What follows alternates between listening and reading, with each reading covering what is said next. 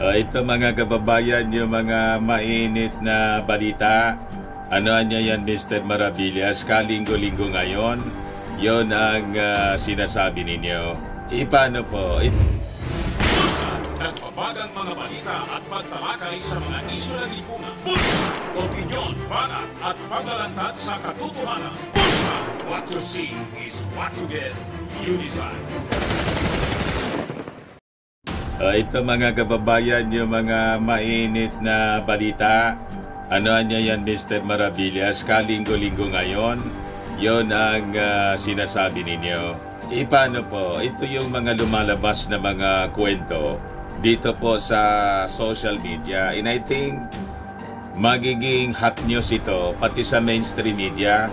Ano niya yan, Mr. Maravillas? Nilaglag na rin ni Mayor Baste, si Baste Duterte po, ng Davao, si Super Ate. Ano niya, Mr. Maravillas, yung nangyari?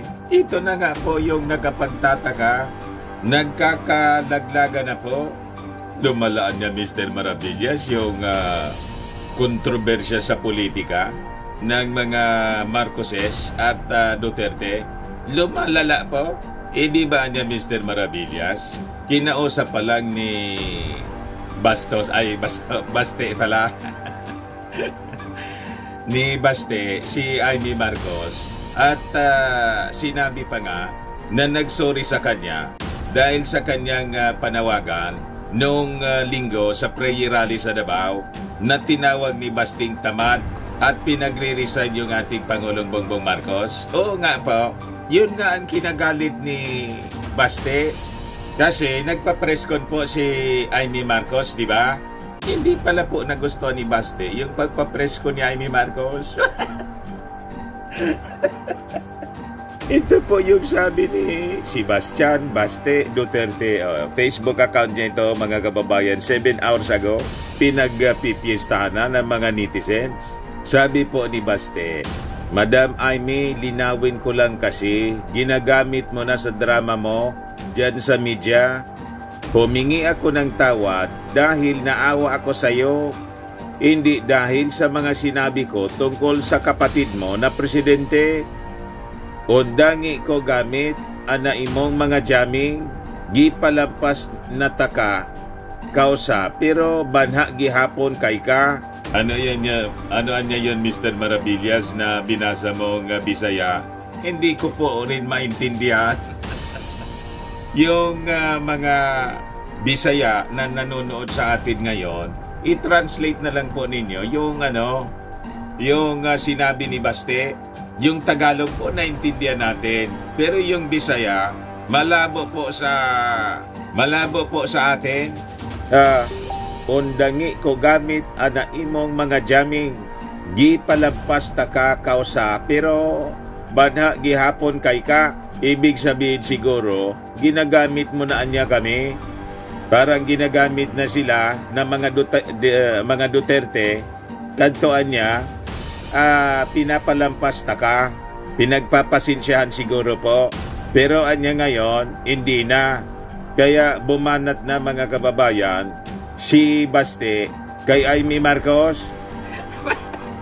Ano niya, Mr. Maravillas, ang nangyayari? Nagtaka pa kayo, mga kababayan.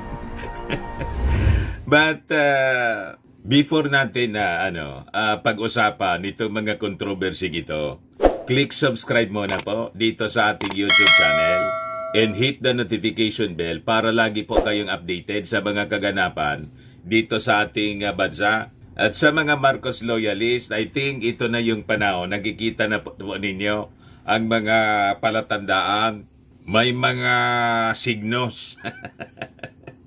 Panahon na po, kung hindi pa kayo nakapag-subscribe dito sa ating YouTube channel, mag-subscribe na po kayo para malabanan po natin ang fake news at mga black propaganda ng mga dilawang DDS. Para hindi po umubra ang kanilang mga maiitim na agenda para sa ating bansa. At syempre, wag na rin po ninyo, mga kababayan, na escape yung ating mga commercial ads para tuloy-tuloy lang ang pag-unlad ng Bagong Pilipinas. Sa mga naghanap po ng malinis and spacious fitness gym, pumunta na lang po kayo sa aming Colossal Fitness Gym. We also offer Grab Car Rental with our brand new 2023 model ng Toyota Innova. We also accept booking for those who are planning to travel via PAL, Cebu Pacific, and other airline companies. Local and international, and bills payment for Meralco bills. Dito sa amin, Aleco bills para sa mga Tag-Albay, PLDT, etc. Yung mga magta-travel, kahit saan pong parte ng ating mundo, pwede na po kayo magpa-booking ng inyong mga tickets dito sa aming office. Pati sa mga hotel, para makatipid po kayo, makamura. May bayad center na din po kami, may Paymaya. Ang Colossal Fitness Gym is located at 3rd floor Security Bank Building, Lanco Business Park, Legazpi City, Albay. For inquiries, look for Jilon Maravillas, contact number 0966-802-0949. Yan po yung aming Innova. Lagi na po matao sa amin. Nakaset up na rin yung mga bagong gym equipment po. May treadmill na rin po kami. At saka may bagong product na din po kami binibenta, iGlow. Ayan po, iGlow Serum. Whitening po siya. Tingnan ninyo yung aking anak, before and now. Ayan. Negosyo niya po ito, Riz Maravillas on FB po, para sa mga gustong mag-try nito. Product of South Korea po siya. 3 times more effective po siya than your ordinary collagen serum with anti-aging and brightening formula. Dumiritso na lang po kayo sa kanyang Facebook account po sa mga inquiries. Ito naman po, Firmax Firming and Lifting Cream po. Mainam po sa mga paninigas na mga kaso-kasoan. Ito, Automax Radiant Serum. Sa mukha naman po, ang application, anti-aging po siya. You will look 10 years younger than your age. Sa mga cancer patients naman po, baka lang gusto ninyo itong itry. Ningxia Red Mix Fruit Drink. Hindi man po siya gamot, food supplement siya. Kaya lang, gawa siya mga kababayan sa goji berry. Yung goji berry may anti-cancer properties. Yung mga inquiries ninyo po, dumiritso na lang kayo sa aming messenger sa Facebook para masagot namin agad. Ayos pa, ayos na ayos niya Mr. Maravillas. Di niya Mr. Maravillas yung masasabi mo doon sa sinabi ni Baste. Nagtaka pa kayo. Like father, like son. Like father, like daughter. Talagang magkakapamilya sila mga kababayan. And makikita po ninyo sa kanilang mga karakter. Tingnan ninyo si Inday na lang. Si Inday mga kababayan, tinulungan ni Martin Romualdez. Ikinampan niya, nanalo. Sumasalang na lang po sa entablado si Inday. Ano nangyari po? Tinawag pang tambaluslos. Dahil mga kababayan sa issue ng confidential funds, galit na galit si Inday. Nakalimutan lahat yung tulong na ginawa ni Martin Romualdez. Noong mag-attempt yung kanyang best friend na si Hilo Garci, imbes na kumampi kay Martin, mga kababayan, si Inday, kasi tinulungan siyang manalo sa pagka-vice presidente sa Unity, kumampi po kay the little girl. Ngayon, nilaglag ni the little girl si Martin Romualdez. Hindi man kumampi sa kanya. Ito po, former President Arroyo joins lakas CMD Solons in manifesto of support for Speaker Romualdez. Talaga na Mr. Maravillas, tama yung sinasabi mo na nagkakalaglaga na. Nagkakalaglaga na mga kababayan. Di ang possible motive niya, Mr. Maravillas, ni possible reason ni Baste, bakit biglang inilaglag si Amy Marcos, na si Amy Marcos nga po, halos isumpa na. Halos isumpa na nga po niya yung kanyang pamilya. Ang sabi nga dito sa amin, anya. Yan ang mako amo. na imbes na kampiya ni Amy Marcos, yung kanyang kapatid na si President Bongbong Marcos at yung kanyang pinsan na si Martin Romualdez, kinampihan yung mga Duterte. O ngayon, kita ninyo yung sacrifice ni Amy Marcos. Kinampihan na nga po sila. At namimiligro, mga kababayan, yung political career ni Amy Marcos. Kasi yung mga Marcos loyalist, nagagalit na po kay Amy Marcos. Dinisow na nga po ng mga Marcos loyalist. Hindi ka namin anya iboboto kasi imbes kumampi ka kay Bongbong Marcos at kay Martin Romualdez, kumampi ka kay Inday, kumampi ka kay Baste, kumampi ka kay Pulong, kumampi ka kay Digong. Pero despite mga kababayan yan, ano yung ganti kay super ate ni Baste. Ito yung ganti, mga kababayan, ni Baste 7 hours ago. Madam Amy, linawin ko lang kasi ginagamit mo na sa drama mo dyan sa media. Humingi ako ng tawad dahil naawa ako sa iyo, hindi dahil sa mga sinabi ko tungkol sa kapatid mo na presidente. Onlangi ko gamit ana imong mga jamming, gipalampas takana, gipalampas nataka kausa pero banha gihapon kay ka. Nalagaan niya Mr. Maravillas sa pamilya ng mga ingrato. Sinabi niyo pa, remember mga kababayan na si Amy Marcos ang unika na sumuporta na gobernador. Ay dalawa pala sila, yung gobernador ng dalawa lang yung gobernador ni Digong nang tumakbo sa pagkapangulo ni Kapitan po. Wala silang leader sa mga barangay. Yung mga mayors, gobernador, congressmen, mga senador, mga kababayan, nasa kay Maruhas.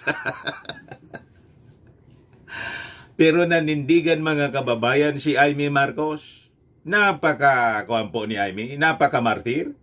And because of the support ni Amy Marcos kay Digong po, nanalo po siya. Kasi nga po, yung mga Marcos loyalists na nagkalat sa buong mundo, wala man pong hindi man kilala si Digong po. Sa Davao lang po siya, pero sa buong Pilipinas, wala man pong nakakakilala kay Digong, di ba? Bigla na lang lumitaw because sinuport po ni Amy Marcos. At nagkaisa yung mga Marcos loyalists kasi galit na galit yung mga Marcos loyalists sa mga Dilawan. Yung official candidate ng Dilawan po, si Maruhas, alam ko po yung kwento kasi nasa mainstream media ako noong 2016. At si Maruhas po, isa sa mga presidential candidates na na-interview ko po pumunta sa istasyon, sa announces booth namin. And the rest is history. Nanalo mga kababayan by landslide, 16 million. Na boto si Digong. Nangampanya po si Amy Marcos. All out. Ngayon, ito yung kanyang sinapit. At ngayon, 2022 election, siya yung instrumental sa pagkakaroon ng unity team. Nanalo yung kanyang kapatid na presidente, nanalo si Inday na Vice President. Ang campaign manager, mga kababayan, ni Inday, si Martin Romualdez. Yung best friend ni Inday, mga kababayan, na si GMA, bilang mag-attempt, dinimote mga kababayan. Biglang nagtantrum si Inday. Tinawag na tambaloslos, mga kababayan, si Martin, na kanyang campaign manager. Tapos, kumampi kay GMA na nag-attempt na patalsikin si Martin as Speaker of the House. Tira niya, Mr. Maravillas, di ba nag-deny? Nag-deny nga po. Pero malakas yung ebidensya ni Martin Romualdez kasi nagsumbong sa kanya yung napakaraming mga congressmen na kinausap po ni Hilo Garcia. O diba? At nang tawagin mga kababayan na tambaluslos ni Inday, although hindi man niya pinangalanan, pero patungkol kay Martin Romualdez, mga supporters po ng mga Duterte, ang tawag kay Martin, Tambi. Tambalos-los, Tambi. Saan kumampi si Super Ate? Trinay pa na iligtas sa kahihiyan. Mga kababayan, pinagtakpan ni Super Ate. Lumipad si Super Ate papuntang Davao. At lumabas sa video. May joke-joke sila para po i-play down yung tambalos-los issue. Kumampi mga kababayan kay Inday si Amy Marcos. At lumalabas ngayon, kaaway ni Amy Marcos, yung kanyang pinsang buo na si Martin. Pagkatapos, ito yung sasabihin mga kababayan ni Baste, na ginagamit lang daw mga kababayan ni Amy Marcos, ang ginagamit na daw sila sa drama sa media. Yan po, malinaw yung mensahe ni Baste. Madam Amy, linawin ko lang kasi ginagamit mo na sa drama mo diyan sa media. Humingi ako ng tawad dahil naawa ako sa iyo. Hindi dahil sa mga sinabi ko tungkol sa kapatid mo na presidente. Ondangi ko gamit ana imong mga jamming. Gipalampasta ka, kausa pero banha gihapon kay ka. Madaling sabi mga kababayan, ang sinasabi ni Baste, nanggagamit siya, ginagamit sila ni Amy sa drama niya. Kita ninyo. Di kaya niya Mr. Maravillas, medyo napaisip si Baste. Kasi biglang kumambyo si Amy Marcos doon sa isyu ng gusto nang ihiwala yung Mindanao ng kanyang tatay. Dahil sa People's Initiative, lalo na dahil sa isyu ng ICC. Baka po, kasi kinontra po ni Amy Marcos si dating Pangulong Digong. Yan po, Amy Marcos opposes separate independent Mindanao proposal. Baka niya Mr. Maravillas, yun ang hindi na gusto ni Baste kay Amy Marcos, na hindi all out, parang umaatras na sa kanilang posisyon ang senadora. Hindi man po maaari yung ganon. Kasi it is against the Constitution. That is extreme, mga kababayan.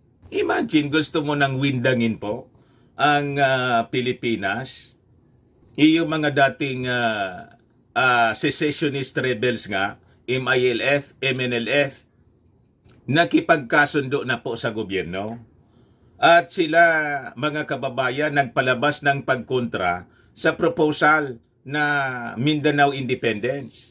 Pati yung mga gobernador, congressmen, mga senador na from Mindanao, ayaw po sa ganong sistema, sa ganong idea. Sila lang naman ang taga Davao. Si Digong, tapos yung mga loyal supporters niya. Hindi man po pwede na i-compromise natin yung future ng ating bansa, na pagwawatak-watakin na natin yung ating bansa po. Pero ito, theory ko man lang po. Hindi ko man po alam kung bakit biglang nagtantrum itong pong si Baste. Binakbaka na po si Amy Marcos na several days ago. Ang ganda pa ng kanila pong pagsasama. Talagaan niya Mr. Maravillas, walang forever na dito sa ating sa ating mundo, sa mga relasyon. Walang forever po. Lahat po disposable. You see, wala talagang forever, pati sa mga relasyon, mga kababayan, lalo sa politika po. Sabi ko sa inyo na sa politika po, yung mga dating magkakaibigan, makita mo yan, magkakaaway na. Yung dating mga magkakaibigan na, no permanent friends or enemies sabi nga po sa mga nadinig natin noon pa, only permanent interest. Pero anya Mr. Maravillas, nakita mo yung yung barkada ni Maudigs na si Montolfo? Para niyang nilaglag na rin si Digong. Opo, dumaan sa aking sa aking timeline. Pati si Montolfo po, nilaglag na yata si Digong. Ito po, published by Impact Leadership. Pati si Montolfo po, nahalata na si Digong daw, parang wala na sa sarili. Nakita ninyo? Tamaan niya, Mr. Maravillas, yung obserbasyon ni Montolfo. Kahit sino man po. Kaya siguro, pati mga leaders ni Digong, nagsipag-alisa na. Nadamay nga po, pati si Inday. And I think, unti-unti nagka-crumble na po yung support sa mga Duterte ng ating mga mamamayang Filipino. Unti-unti na pong palubog ang kanilang politika. Kasi naman po, simula pa lang ng turno, politika na.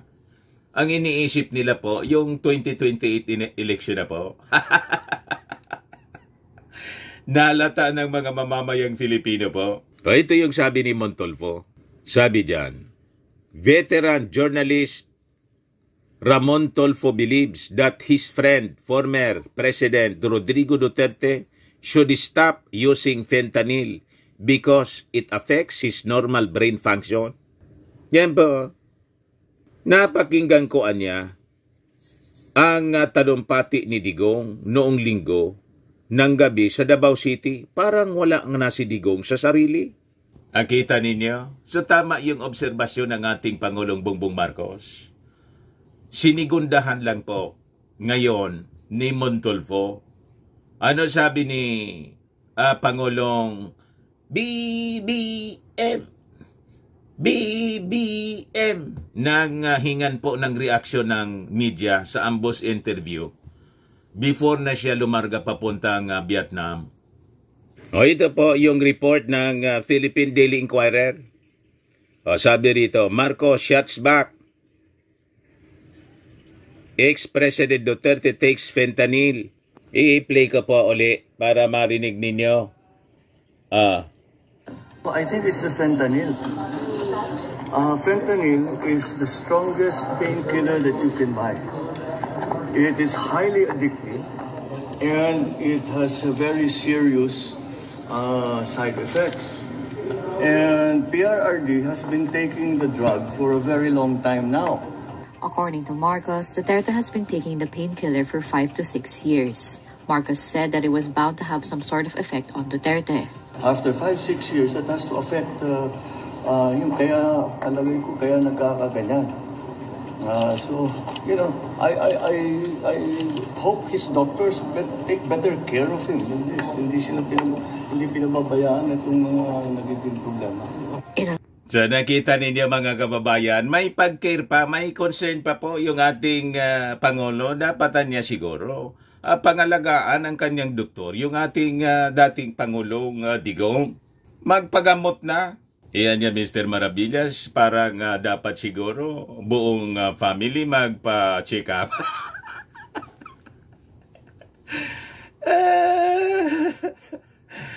Parang mga kababayan kasi pari-parehas po yung pag-ugali nila. Kung hindi dahil sa epekto ng fentanyl, baka kailangan po na magsailalim sa tinatawag na anger management at saka yung tinatawag na GMRC. I-reorient sila mga kababayan bilang mga lingkod bayan. Hindi man dapat ganon mag-behave. Walang tinatawag na civility. Pati sa choice ng mga pananalita, mga kababayan, dapat maturuan muna sila before na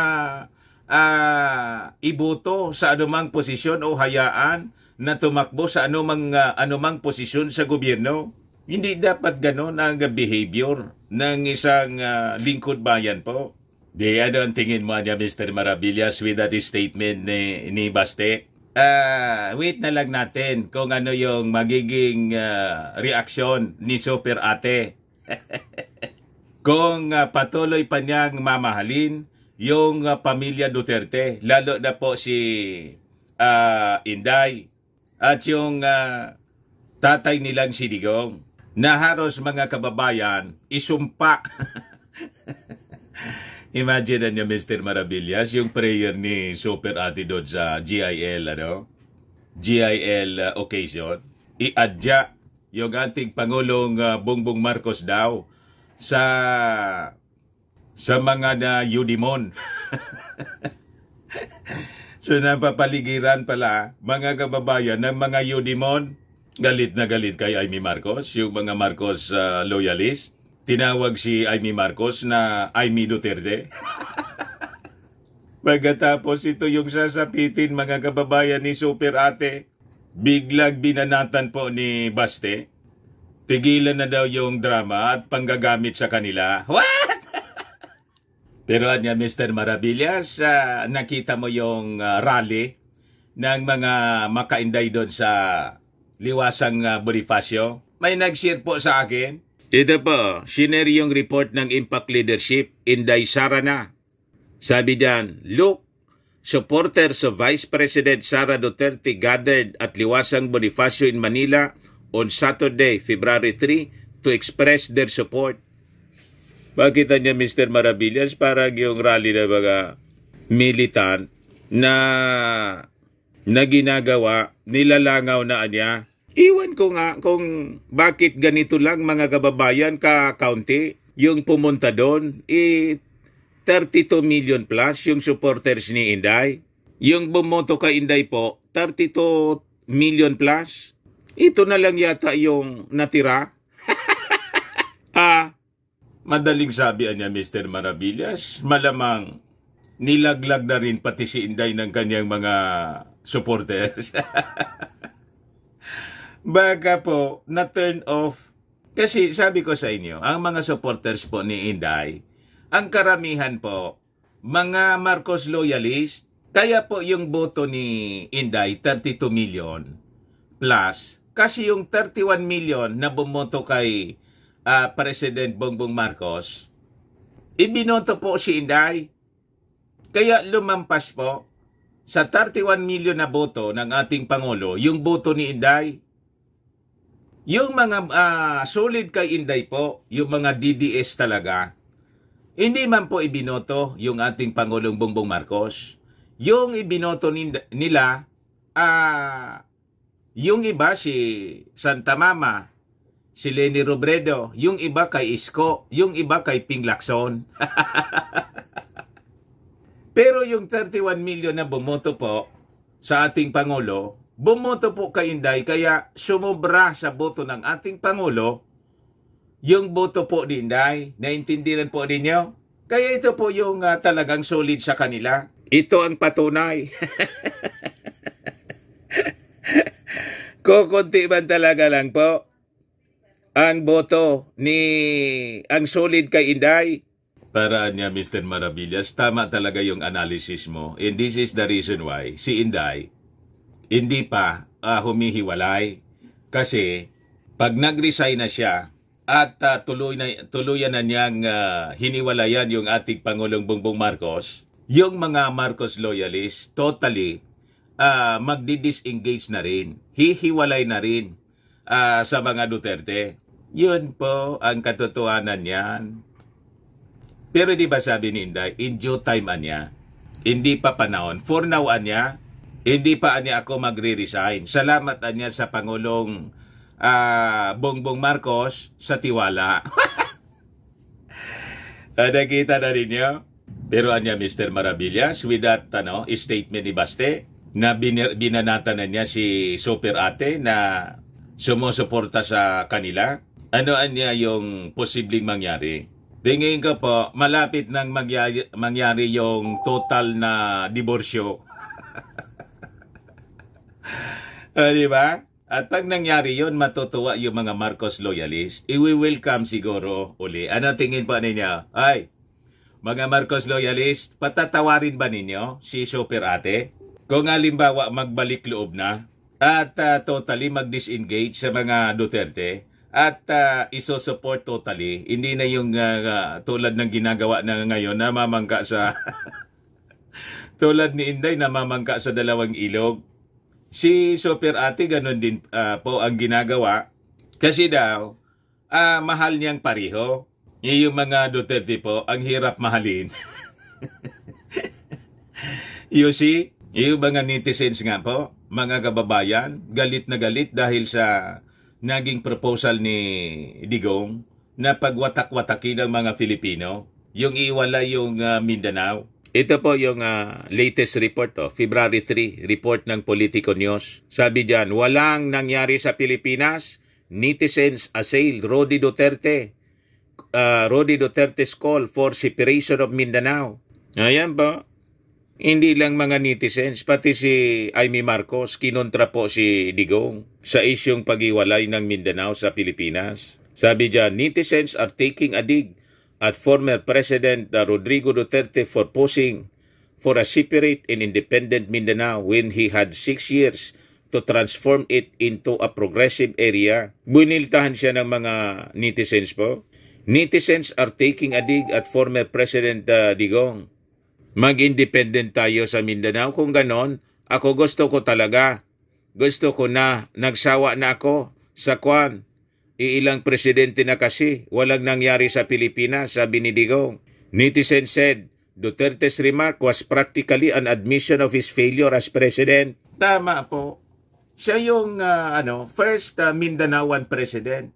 O tingnan ninyo ngayon, binabaha yung dumami na. 14 na yata, 13 yung sabi, mga nangamatay sa baha sa Davao.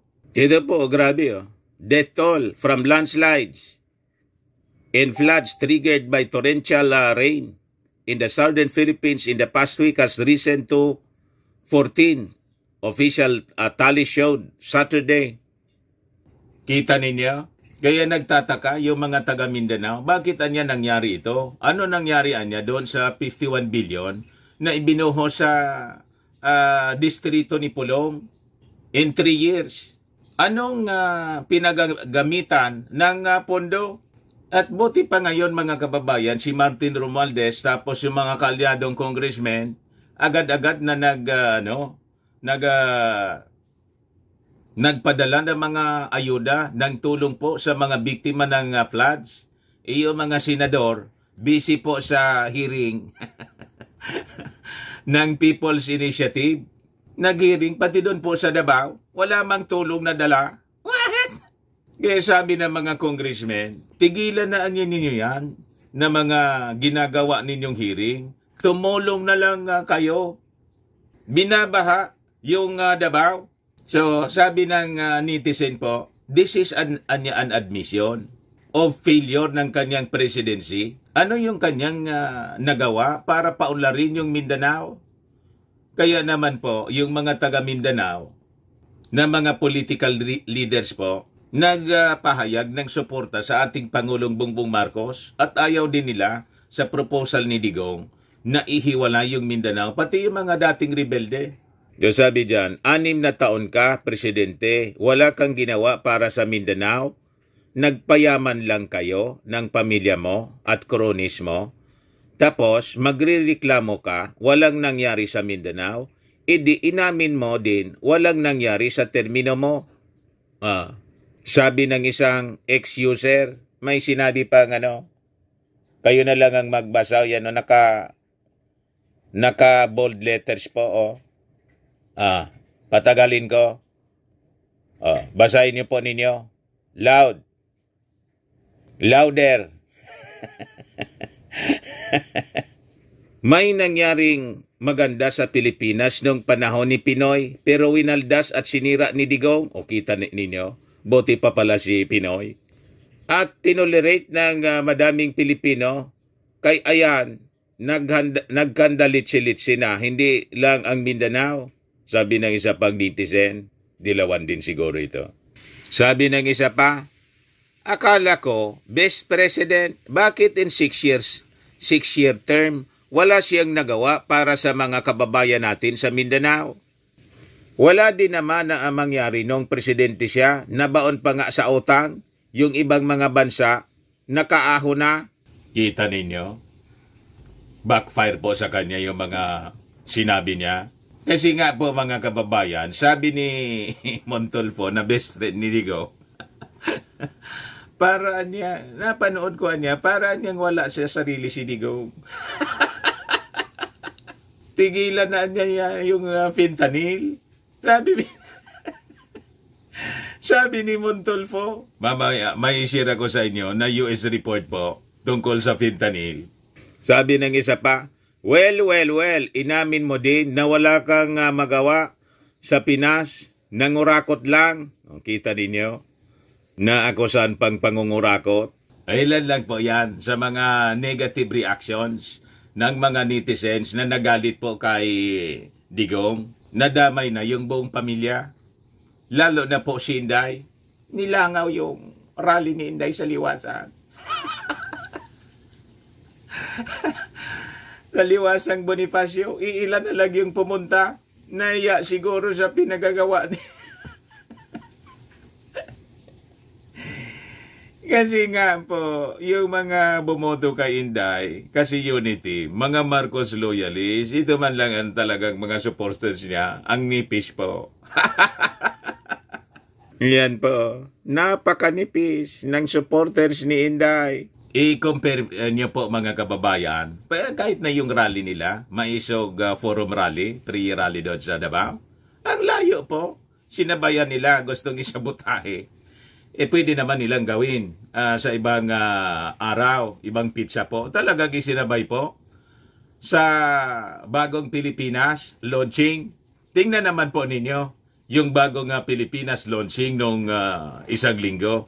O diba? Yung expected na attendance po, mga 200,000. Na doble po, estimate ng mga authorities, 400,000 yung dumalo. Nandun po ako. Talagang napakarami yung dumating na sumusuporta sa Bagong Pilipinas. Gusto na nila ng pagbabago po. Pati ng pagbabago sa ating konstitusyon. Ito, si Super Ate, pumanig sa kanila o nasira pa. You see? Mangumon-ngumon, sabi nga rito sa atin, imbes na matuwa yung mga Duterte, binanatan pa si Super Ate ni Baste.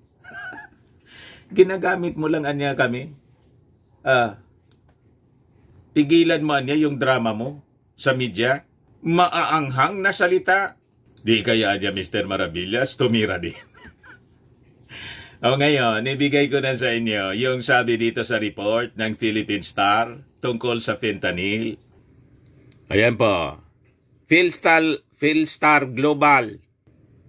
US praises China action on fentanyl but sees political risk. Kapon lang po ito, February 3, 2024. Ito yung tinitira po ni Digong na fentanyl. Federal Mandatory Minimum Drug Sentencing. Senador pala to. US Senator John Kennedy holds up a bag representing fentanyl during a Senate Banking, Housing and Urban Affairs Committee hearing in Washington, D.C., January 11, 2024. O sabi dyan, the United States has seen important action by China on curbing fentanyl, a senior official said Friday, after talks in Beijing, but he acknowledged the risk that friction between the two powers could blow up progress. Sabi dyan, making good on a commitment during a November summit between Presidents Joe Biden and Xi Jinping. A U.S. delegation held an inaugural meeting this week in China on the flow of fentanyl. Yung daloy ng fentanyl daw, the powerful painkiller behind an addiction epidemic in the United States. Gusto nilang ipagbawal yung pagpasok ng fentanyl sa Amerika kasi ito ang nasa likod daw ng epidemic ng addiction sa Amerika. Hindi ako may sabi niya na. O yan po. Itong powerful painkiller daw ay siyang nasa likod ng addiction epidemic sa Amerika. Kumusta naman po yung mga vloggers ng mga DDS na sige po ang intriga tungkol sa sabi nila pulburon. Pati si Inday nagregalo ng pulburon sa kanyang mga mag-aaral sa mga bata. Pati yung nilalason yung isipan. Nakaka-addict niya ito. You see? At si Pulong, mga kababayan, may dalang pulburon, regalo sa kanyang tatay. Ayun tuloy, yung mga pictures ng tatay nila ngayon. Agita ninyo po? Pumayat yung kanilang tatay at medyo naganon.